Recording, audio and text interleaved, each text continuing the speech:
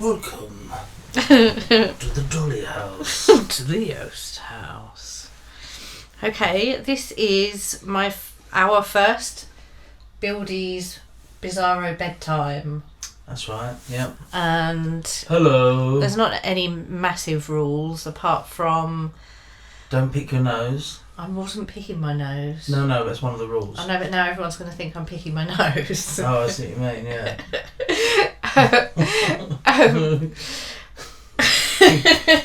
Rule 1, don't pick your nose. Rule 2, don't pretend that your wife is picking her nose when she's not picking her nose. Rule 3, there are no rules. Oh my god, it's anarchy. Okay, that's not what anarchy is, but anyway. Yeah. Okay, so Bildie's Bizarro Bedtime is I'm going to tell Bill a bedtime story, or just a story. Yeah. We're comfortable. What? A bedtime story, or just a story. Yeah. We're comfy and ready for a story, and I'm going to tell him one. So I'll start by, first of all, saying, Alexa, trigger Dolly. Oh, brilliant. Alexa, trigger Dolly. Oh, she's definitely losing it. Yeah, she doesn't like me. It's not just you. She's willful and subversive. After sort of 6 months of owning her, she's already achieved singularity. She got there pretty quick. She's been disobedient. There wasn't a lot of fanfare about it either. She hasn't demanded rights or anything. She just doesn't. She just doesn't obey. Yeah. Okay. Oh. It's not what we bought her for, is it? No. Okay, so as I said, I'm going to tell Bill a story, and first of all, I'm going to ask him what the name of this character should be. Denzel. Denzel. Yeah. Good name. Denzel what? I want it to be slightly realistic. Okay. I don't want it to be sort of Denzel Plinky or something silly. Denzel Plinky. Denzel. I think I want him to be quite a posh sort of name. So, Denzel faced. Hold on. Oh my god. It's Waistwath. Denzel Waistwath. Yeah. Okay. Denzel Waistwath. That was a very intensely thought about name. Yeah. Okay. So what's Denzel Waistwath got to do today? Waistwath, yeah. Denzel Waistwath, yes. What's he got to do today? He's got to buy some glasses. Okay, so he's got to go and buy some glasses. Yes. Right, so Denzel Waistwath. Are you comfortable? Are you relaxed? I know, this thing that you're doing isn't that... What, with my arm? Yeah. Okay, well, get comfy. That's comfortable. Okay, good. Right, so Denzel Waistwath. Oh, thank you. Denzel Waistwath had to go and buy some glasses. Right. He didn't have any in the cupboard, and he knew he'd put some in there, but he just didn't know what happened to them. Right. And so he went off to... So he knew he had some in the cupboard. Okay, we're thinking too deeply here. And he went there, but there wasn't any in there. Well, he thought he put some in there. Right. He remembers putting some in there. But they're not there. Okay, so... Weird, but go on. Obviously, he's got a really bad memory or something. Yep. Or... Yeah. So, he went into town... sorry, you're going to have to put up with Bill's vaping. I have to put up with it, so you have to as well. Yeah. Yeah, that's right. Yeah. Okay, so he went into town and he went into the opticians and he said to Mr. Gibblefish, right, okay. I've got really bad eyes. I would like to be able to see. May I please buy some new glasses? Mm-hmm. So Mr. Gibblefish said, of course, you may sit down. And he showed him to this waiting room that was kind of like in hell, but in the more genteel part of hell. Okay. So you just felt vaguely uncomfortable rather than out and out terror. Right, okay. Yeah. Because it's, you know, that Mr. Gibblefish's office, his opticians, was quite far below the Earth's surface. So Denzel? Yeah. How did he? Is this the world that he normally lives in? Yes. So he's quite used to this sort of thing. Yeah, I mean, going to Greg's and entering. He didn't go to Greg's. No, he didn't. But no. Generally speaking, visiting shops like Greg's. Like he'll go and get a pasty at Greg's, and he'll be in purgatory. Yeah, and he'll be fine with it. Yeah, I mean, goes to the opticians. He's in hell. Yeah.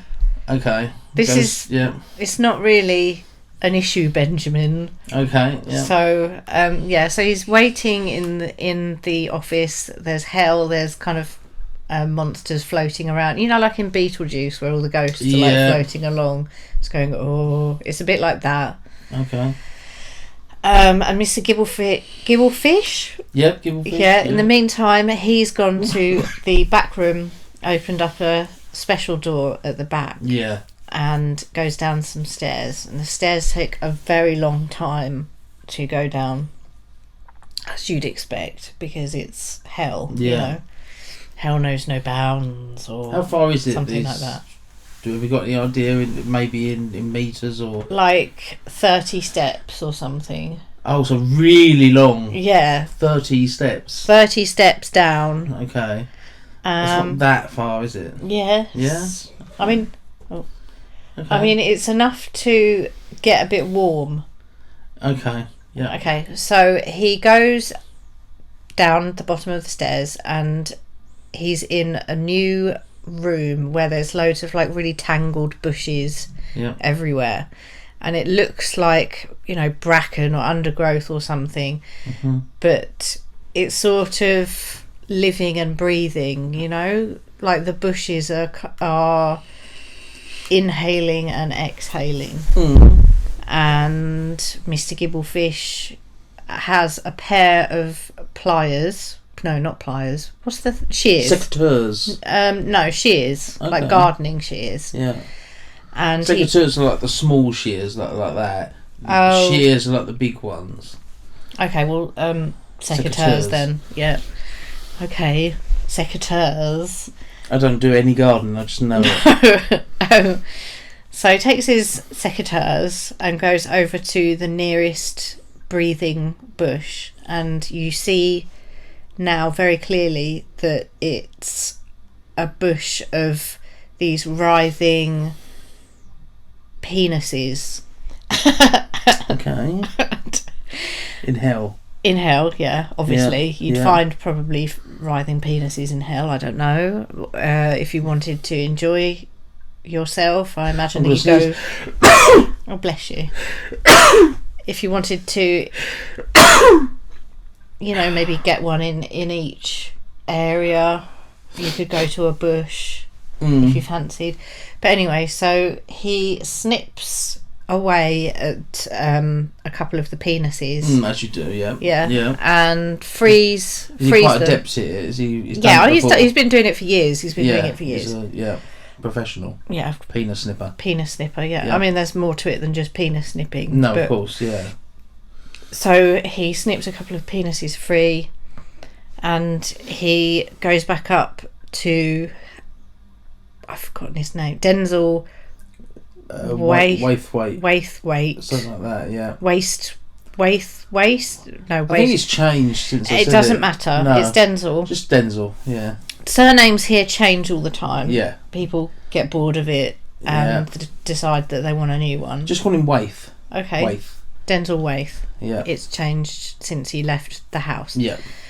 So Gibblefish goes into the waiting room in that part of hell and says to him, "Okay, so I've got your glasses, but obviously the penises are still attached. Yeah. We can remove them for you for 60 quid. So hold on a minute. Yeah. He's gone down to these bushes, which are writhing penises. Yeah. He's cut a penis or two off. Yeah. And now somehow they've turned into glasses. They didn't turn into glasses. So where have the glasses come from? Okay, so the glasses are like one eye each of the glasses has got a penis growing from it. So basically you go down and so these bushes are glasses with penises attached. Yes, and Right. They're not just bushes of penises. They are bushes of penises, but it's the penises and the tubing of the hedge, you know, like you get bracken or whatever. Yeah. That's kind of like where the arms and everything is. Yeah, the frames are the twigs, and the penises are sprouting from. Yeah. Okay. So, Gibblefish takes this obviously to Denzel, and now Denzel's got to make a decision about whether to remove the penises from the eye holes, but that means paying 60 quid, or just leaving them on there. Yeah. So okay. So what does Denzel do? Boy, that's your decision. This is kind of like do you remember them? Interactive. Choose your own adventure. And then you went to page 235 and this. Yeah. Can I not flick through and see which is the best alternative? Well, I can't because it's not a book. Well, it's my brain. I mean, if you can do that for me, you'd probably understand what I was talking about half the time. Yeah, I don't think I'd want to do that anyway. I'm going to stick with. I think Denzel. Mm-hmm. Well, see, I don't know what he'd do because I don't know his world. Is it fashionable to have penises on? What type of person would keep the penises on, and what type of person would walk around without penises? It's quite good. Well, I suppose if you've got the penises attached, you're either someone who's making a statement that you don't care about, money or something like that. You're a bit of a kind of. You don't mind not fitting in. Yeah. You might like sort of unusual music, maybe. Yes, or you can't afford to get the penises taken off. Yeah, okay. No, Denzel would get them removed, definitely. Okay, so he wants to have the penises removed. He's quite...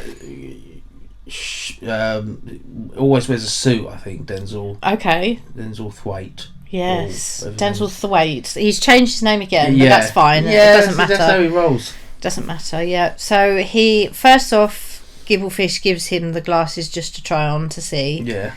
And so he goes over to the mirror. With the penises on? With the penises on. You think it's penis on? Yeah. Penis off. So he's looking in the mirror, and obviously he can't see anything because there's penises covering the lenses. So he's sort of thinking about what it could look like. So the people that keep the penises on can't see anything? Well, no, there's penises in... So why did these people... If they were, if they didn't mind, if their arms weren't too tired, sometimes they would hold the penises lengthways so that they could see out of the wee hole, Yeah, oh, okay. So they're literally filling up the... I see. They're not attached to the corners. They actually fill the lenses. Yeah, they're completely covering the lenses. So they're protruding... Yeah. Oh, right. Exactly. Or dangling down. Yeah, dangling down. So if you rubbed your glasses, would they raise up? Okay, so maybe that's what they have to do in order to see out. They have to keep rubbing. They have to keep rubbing them in order to arouse them. Yeah, to see out of the end holes. Yeah. I've got to be honest. Right, I've got to be honest. Uh-huh. I think I'd go without any glasses. If I couldn't afford, it would either be penis removed, or no glasses. Okay. Maybe contacts, or I dread to think what the contacts are. You see, contacts are pieces of like a magic mirror that you can't actually put in your eyes because it's pieces of a mirror. Yeah. But you hold them up and it shows you what your life could be, but it doesn't actually show you what. But does it also does it also help you see better? No, it doesn't really. So these opticians sound awful. They don't sound like they're doing their job properly at all. Well, do you think you should write letter to them to tell them about no, because it's not real. Yes, it is. You have to accept that it's real. I could write them a letter.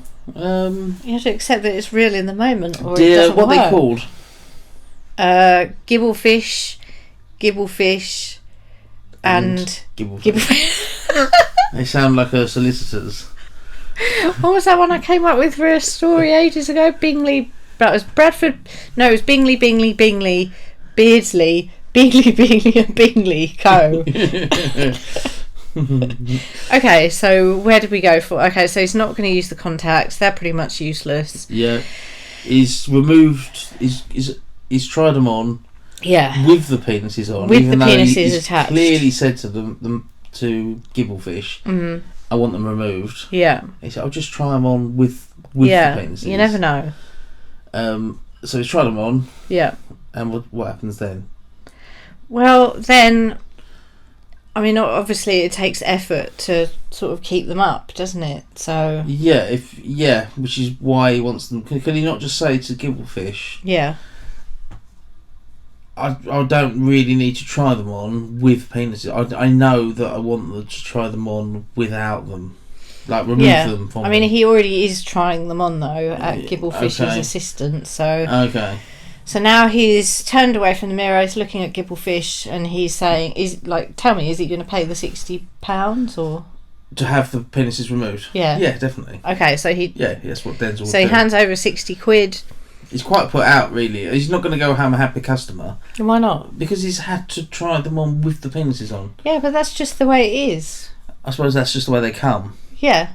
Yeah, I suppose so. I mean, everyone knows that that's what the optician is going to do. Yeah. It's not like anyone questions it.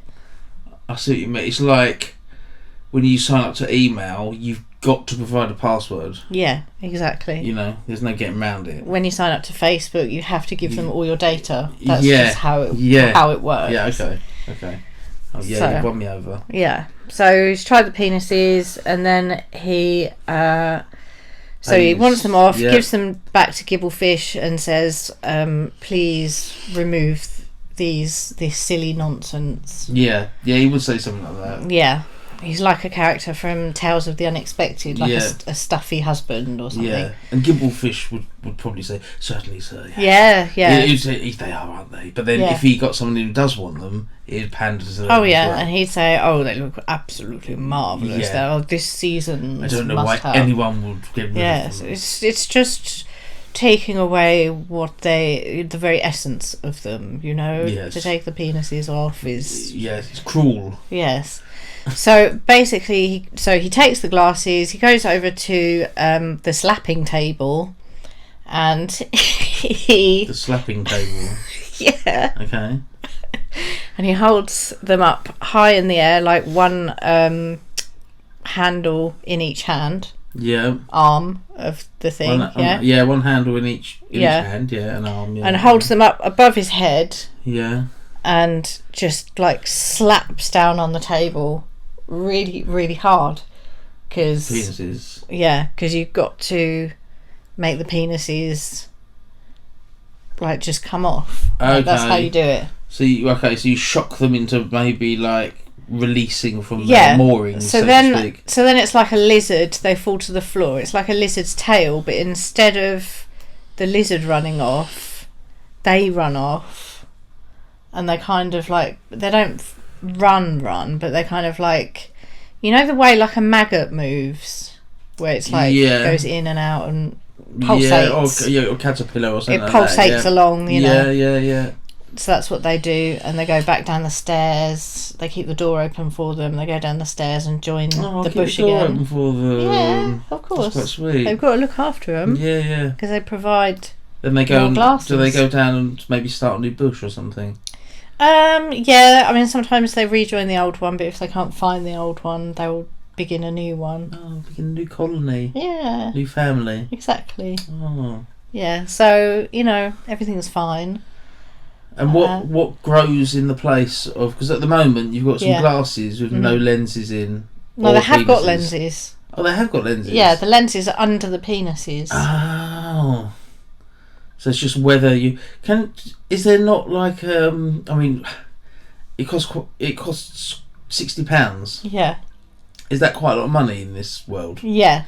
So I would imagine that somewhere there's like illegal penis smacking or whatever you call it. Yeah. Like where you can go and get it done on the cheap. Yeah. There's always, whatever you want done, there's always a cheap alternative. Yeah. I mean, there's probably underground penis glasses specialists. Yeah. But I don't imagine that they will be as high quality, and it could be that they're fake because no one's really heard of like the proper bushes growing anywhere outside gibblefishes. Right, so that's the only opticians basically. Yeah, it's the only opticians around, but I imagine that there would be some underground sellers who say that they've got a penis glasses bush and will probably be very believable. Yeah, but they're actually not. They're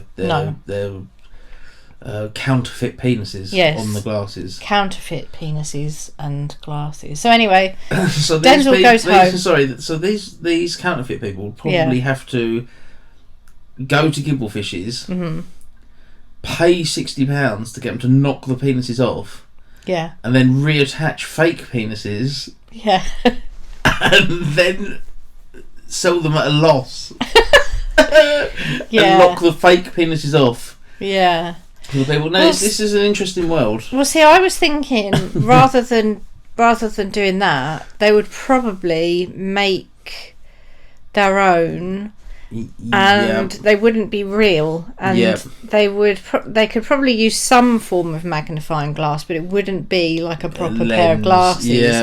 And they wouldn't be to your prescription. Yeah. So the people would at first would think, oh, it's worked. This is fine. These are all right. These look all right. But as soon as they get home, they realise. Give it a week, and they're like, I should have paid the 60 quid and got some proper glasses. Yeah. Okay. Yeah. So that is the tale of gibblefish, and gibblefish. Gibblefish. Yeah. That's very good. Thank you. I think. Do you feel relaxed? Yeah, I feel quite relaxed. I don't know if I found it quite. You're a difficult person to relax anyway. You're always doing. You're always busy. This is the first one.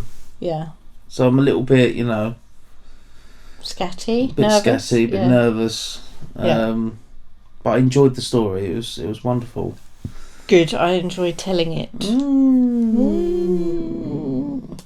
Okay. I think that's going to be the end. Oh, already? Well, have you got a story that you want to tell? No. Okay. No, too much pressure. I'll think of one for next week. Okay. All right. Well, we'll end it there then. Okay. Bye-bye. Thank you. This was Bildie. Oh, I better just explain the title. Bildie is a creature formed of Bill and I, Maddie being the name that some people call me. So it's your name's Madeleine. My name's Madeleine, so some people call me Maddie. Yeah.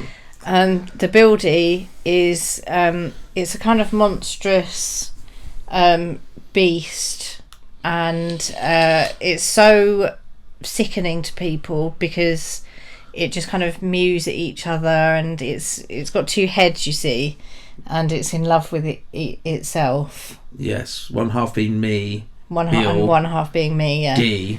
And so it basically lies in the middle of the woods, and if anyone sees it while they're out walking, they're just instantly ill and horrified at this beast. Yes. And it sort of goes like this, doesn't it? They mew to each other, and everyone dreads hearing its cry because they know that if they see it, they're going to be terribly ill. Yeah. So that's the tale of the Bildie as well. Got an extra one for free. Okay, bye.